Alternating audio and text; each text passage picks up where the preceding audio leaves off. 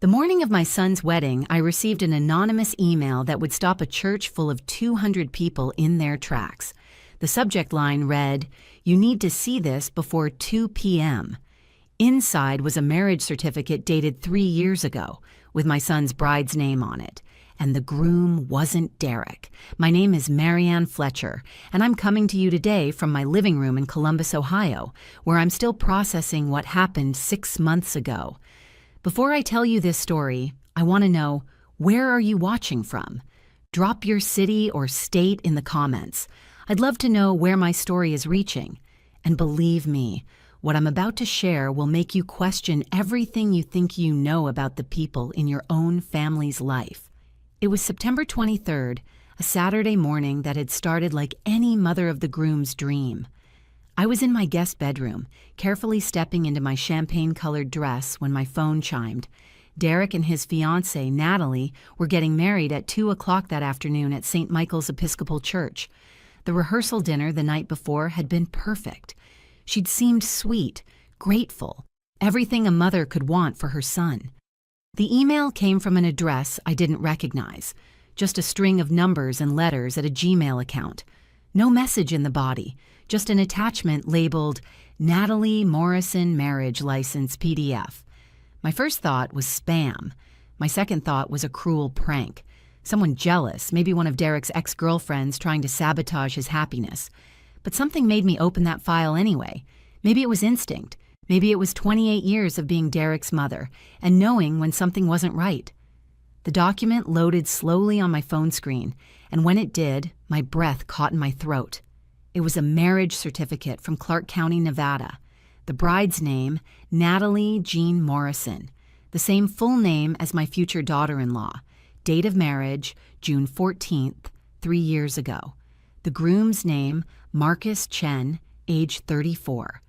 I sat down on the edge of my bed, my dress half-zipped, staring at this document. The seal looked official. The signatures looked real. The certificate number was right there at the top. This wasn't some Photoshop job made by a jealous ex. This looked legitimate. My hands were shaking as I forwarded the email to my brother, Thomas, who's a paralegal in Cleveland. I typed, "Can you verify if this is real? Urgent." Then I looked at the clock. It was 9:47 in the morning. The wedding was in 4 hours and 13 minutes. I tried to breathe. I tried to think logically. There had to be an explanation. Maybe Natalie had been married before and gotten divorced. Maybe she just hadn't told Derek. People keep secrets about their pasts sometimes, right?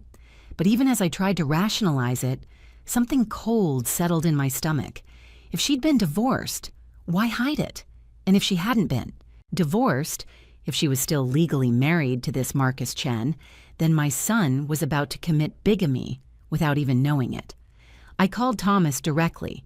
He answered on the second ring, his voice still thick with sleep. "Marianne, it's Saturday morning. What? Did you get my email?" I interrupted. "I need you to look at something right now. Derek's wedding is today." I heard rustling, the sound of him sitting up. Okay, hold on. Let me open my laptop." The next 3 minutes felt like 3 hours. I paced my guest bedroom, listening to Thomas typing, clicking, breathing. My reflection in the mirror showed a woman I barely recognized. Hair done, makeup perfect, face completely drained of color. "Marianne?" Thomas said finally, and his tone made my heart sink. "This certificate number is real. I checked it against the Clark County database. A marriage license was issued to these 2 people on this date, and there's no divorce filing attached to this record." The room tilted. I grabbed the dresser to steady myself. "Are you absolutely certain?" "I'm looking at the Clark County Clerk's website right now. Unless someone has hacked into Nevada's government database, which I seriously doubt, this is legitimate. Natalie Morrison married Marcus Chen 3 years ago in Las Vegas, and according to public records, they never legally dissolved that marriage." My mind was racing. What do I do? The wedding is in 4 hours. There are 200 people coming. Derek doesn't know. He can't know. If he knew she was already married, he never would have. "You need to stop this wedding," Thomas said firmly. If Derek goes through with this ceremony, he could face legal consequences. Bigamy is a felony, Marianne. Even if he doesn't know about it, it's still a crime on paper. But how do I stop it? Do I just stand up and object when the priest asks? Do I pull Derek aside and show him this on my phone? He'll think I'm trying to sabotage his happiness. He'll think I'm some controlling mother who can't let go. You need a lawyer, Thomas said, and probably law enforcement. This isn't about objecting during a ceremony. This is about preventing a legal document from being filed that would be fraudulent. You need someone official who can stop the marriage license from being processed.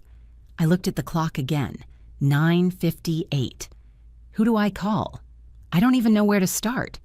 Janet Reeves, Thomas said immediately. She's a family law attorney in Columbus. We went to college together. She's tough and she's fast. I'll text you her cell number right now. Tell her I sent you and that this is an emergency. The text came through 30 seconds later. I stared at the number, my thumb hovering over the call button. This was real. This was actually happening. In less than 4 hours, my son was supposed to marry a woman who was already someone else's wife, and I was the only person who knew. I pressed the call button. Janet Reeves answered on the third ring. This is Janet. My name is Marianne Fletcher.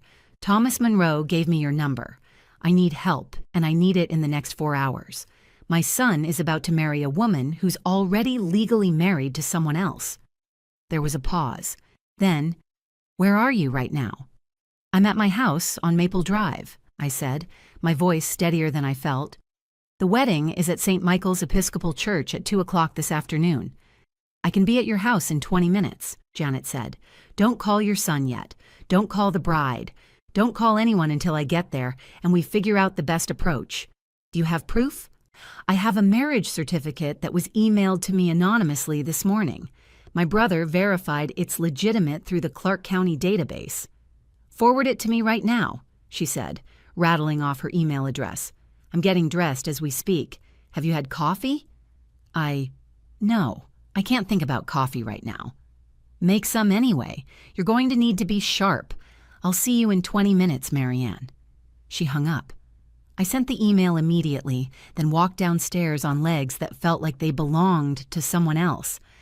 My husband Frank was in the kitchen reading the newspaper, already dressed in his tuxedo for the wedding. He looked up with a smile that faded the moment he saw my face. Marianne, what's wrong? You look like you've seen a ghost.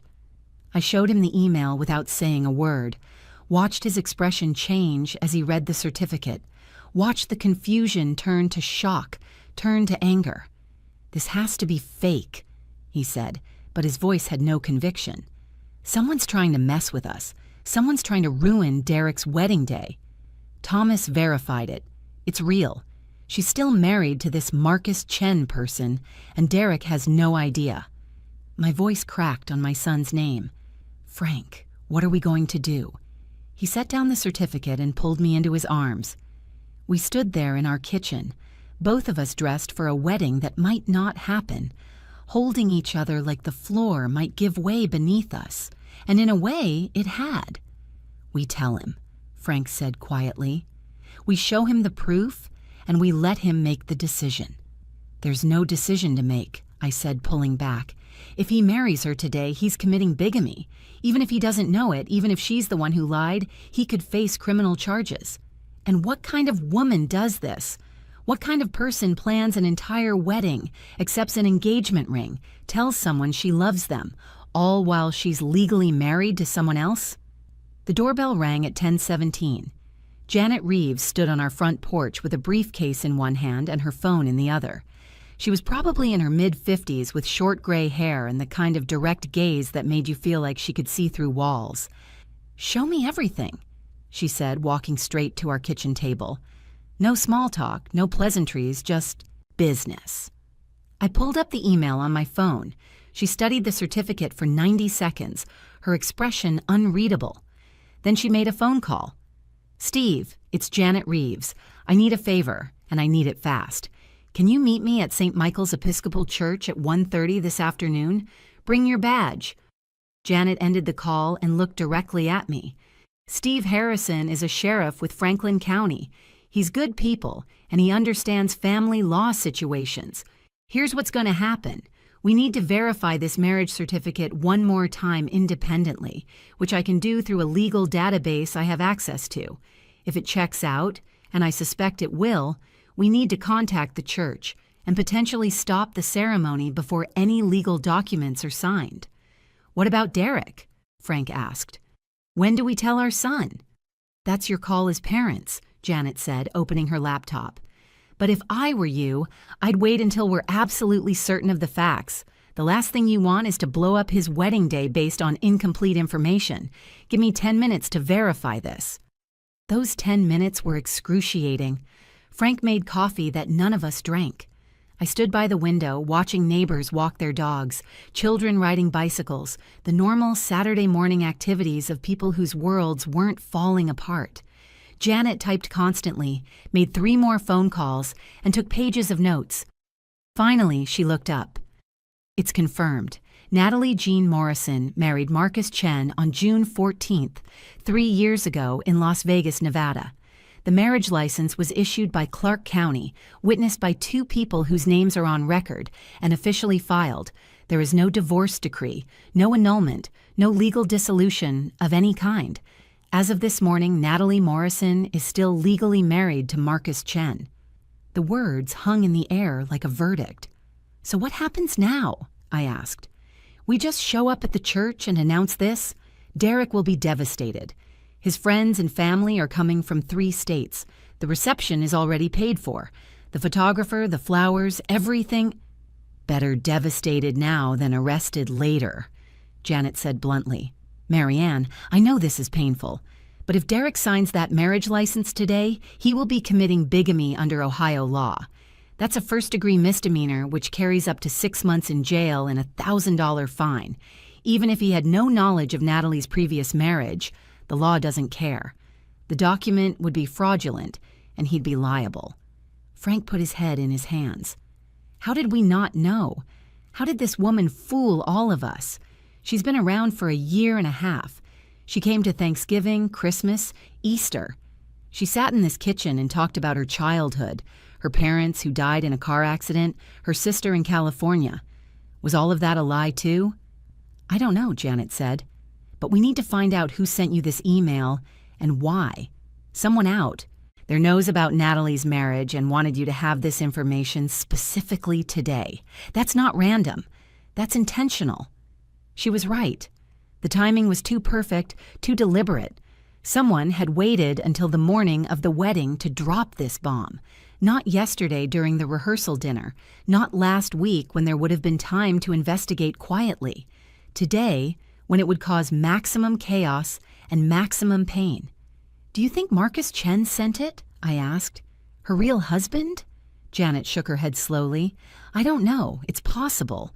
But that email address is a burner account, just random numbers and letters. Whoever sent this didn't want to be traced.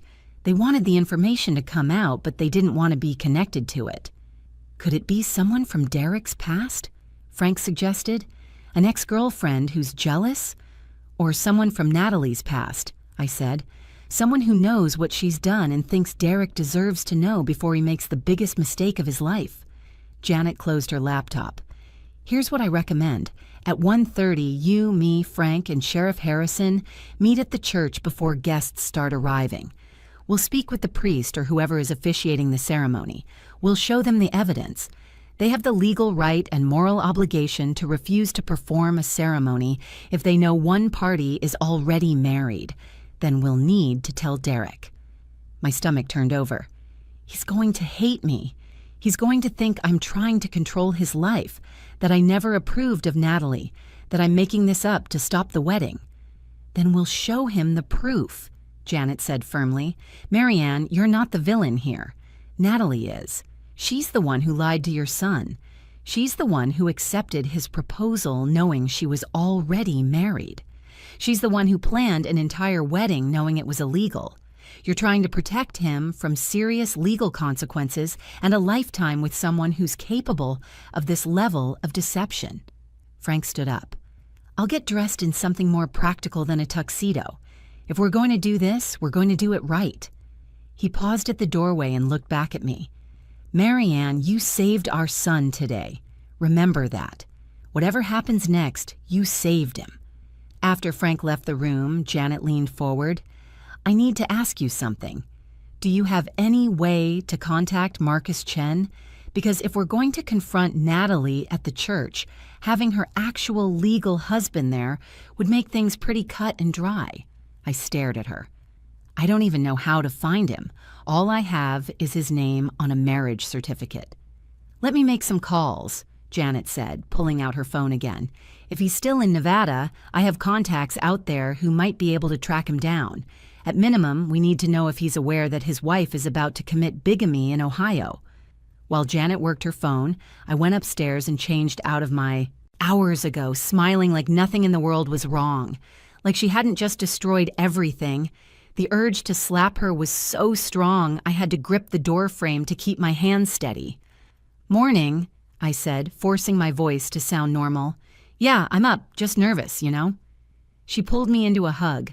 I stood there stiff as a board, her vanilla perfume making my stomach turn. "Oh, honey, that's completely normal. Every bride gets nervous, but today's going to be perfect, I promise." Perfect. Right. I pulled away, excusing myself to shower. I locked the bathroom door and stood under the hot water until my skin turned pink, scrubbing and scrubbing like I could wash away what I'd seen. But it didn't work. The image was burned into my brain. My mother's laugh, Daniel's bare chest, the casual intimacy of it all. How long had this been going on? Weeks? Months? Had it started before Dad died or after? Was I the idiot who'd brought them together? I'd introduced Daniel to my family last year at Thanksgiving. Mom had liked him immediately, said he was charming and thoughtful. He'd helped her clean up after dinner. They'd talked about his work, about the housing market, about nothing and everything. Had they been planning this even then? The worst part wasn't even the betrayal itself. It was the performance. The way they'd both looked me in the eye, day after day, pretending. Mom helping me address invitations. Daniel and I picking out cake flavors. Sunday dinners where all three of us sat around the table like a normal family. They'd lied with such ease, such confidence. And they thought I'd never find out. Rachel showed up at 8 with the other bridesmaids, all of them buzzing with energy and champagne they'd started drinking in the car. I plastered on a smile and let them hug me and squeal about how excited they were. The hairstylist arrived at 8:30, setting up her station in the living room. Mom fluttered around playing hostess, offering coffee and pastries from the bakery on 5th Street.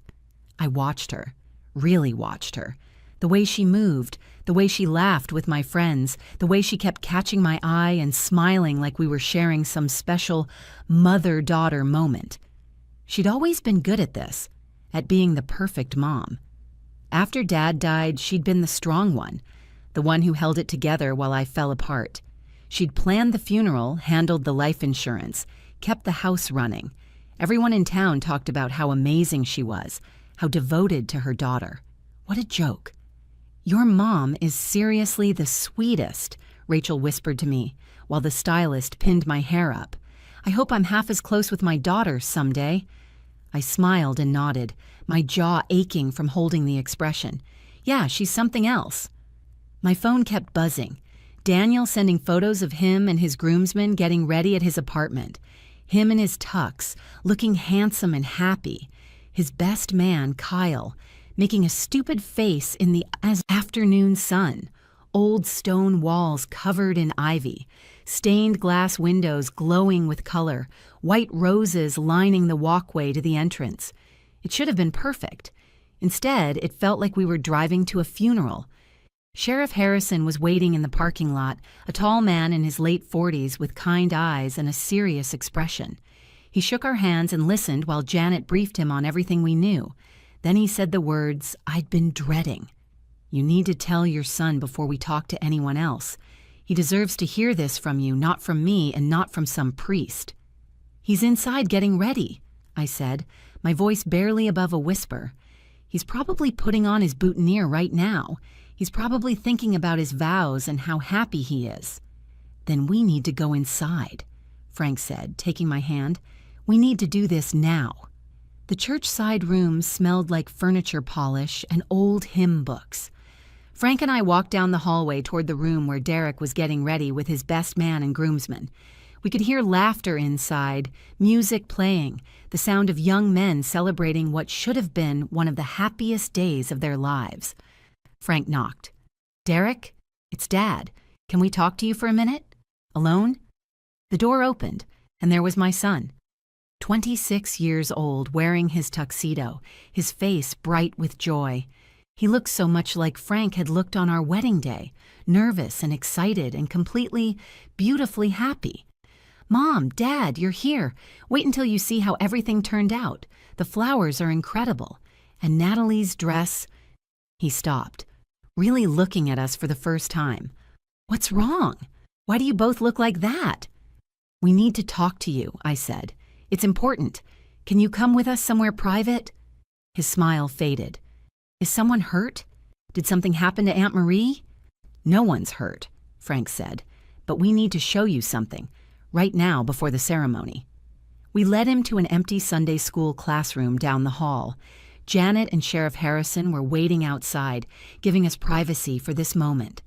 Derek looked from me to Frank, his expression shifting from confusion to concern to the beginning of fear.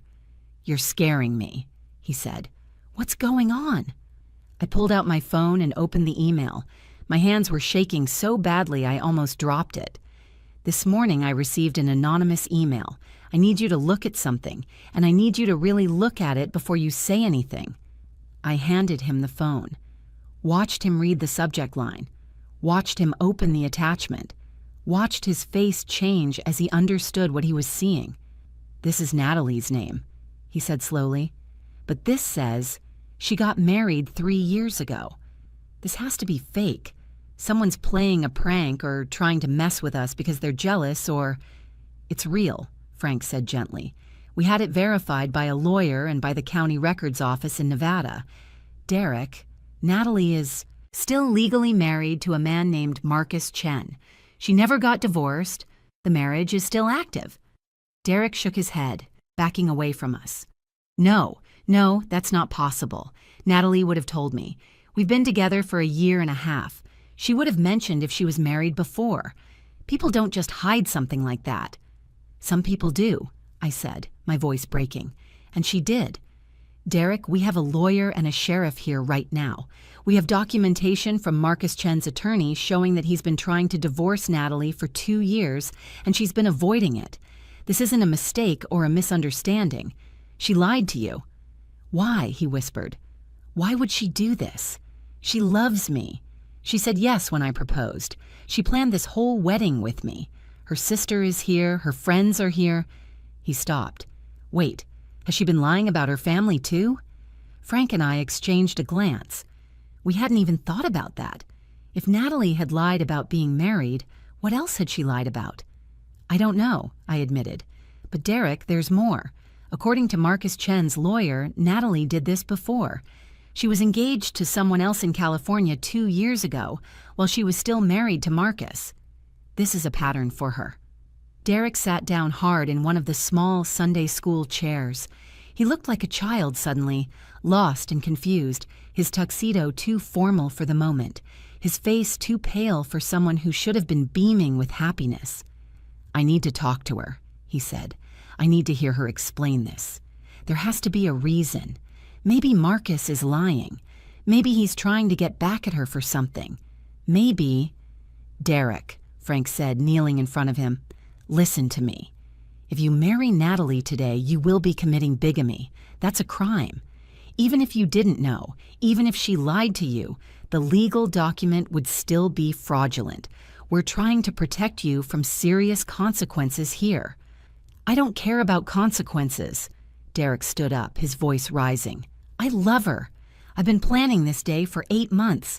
Everyone I know is showing up in 45 minutes to watch me marry the woman I love, and you're telling me it's all a lie? Based on an anonymous email?" "Based on verified court records," I said firmly. "Derek, I know this hurts. I know you don't want to believe it. But we have a sheriff outside who can confirm everything we're telling you. We have documentation. We have proof." He stared at me with eyes that looked exactly like they had when he was 7 years old and found out his dog had died. Betrayed, heartbroken, angry at the world for being cruel. "You never liked her. You always thought she was hiding something? This is exactly what you wanted, isn't it?" The words cut deeper than he knew. "Derek Michael Fletcher, you look at me right now." I waited until he met my eyes. "I would give anything for this to be fake. I would give anything for that marriage certificate to be photoshopped by some jealous ex-girlfriend. But it's not. It's real. And I'm your mother, and my job is to protect you even when it hurts, even when you hate me for it." There was a soft knock on the door. Janet Reeves stepped inside. "Derek, I'm Janet Reeves. I'm a family law attorney. Your parents called me this morning to verify the information they received. I've spent the last 3 hours checking every possible database and record. Your fiancé is legally married to Marcus Chen. That marriage was never dissolved. If you sign a marriage license today, you'll be committing a crime."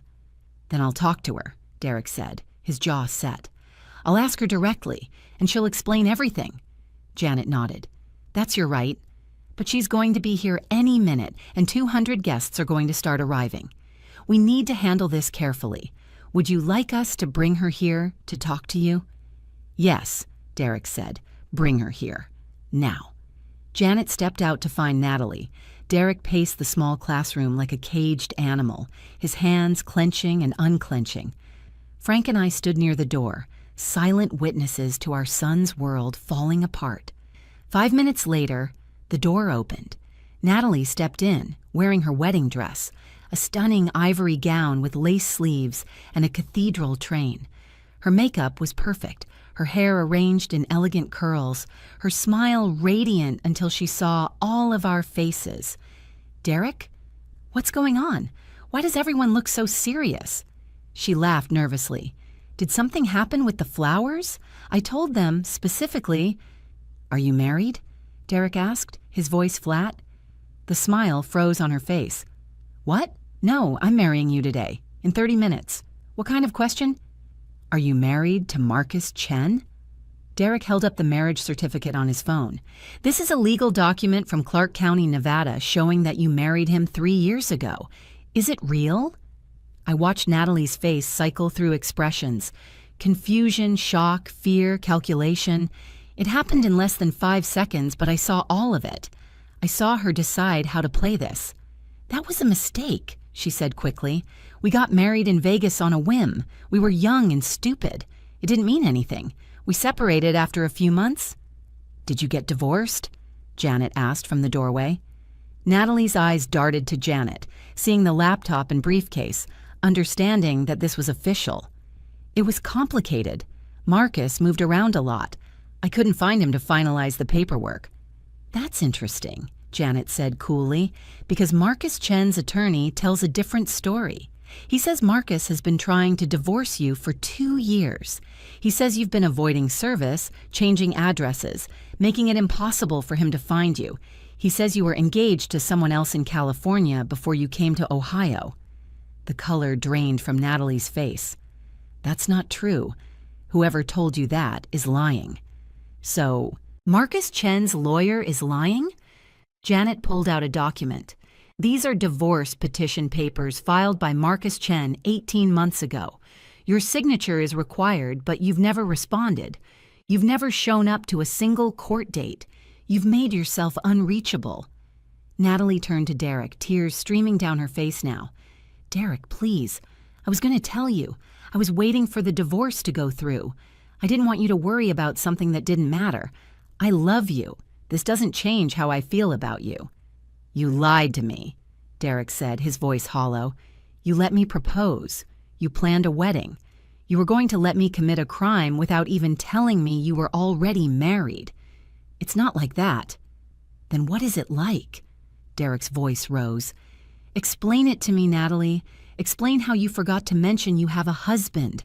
Explain how you thought it was okay to show up here in a wedding dress, knowing our marriage wouldn't even be legal. Explain how I'm supposed to trust anything you've ever said to me." Sheriff Harrison stepped into the room. "Ms. Morrison, I'm going to need you to come with me." Natalie's eyes widened with real fear. "Am I being arrested?" "Not yet," Sheriff Harrison said, "but you're about to attempt to commit bigamy, which is a crime in Ohio. I'm here to make sure that doesn't happen.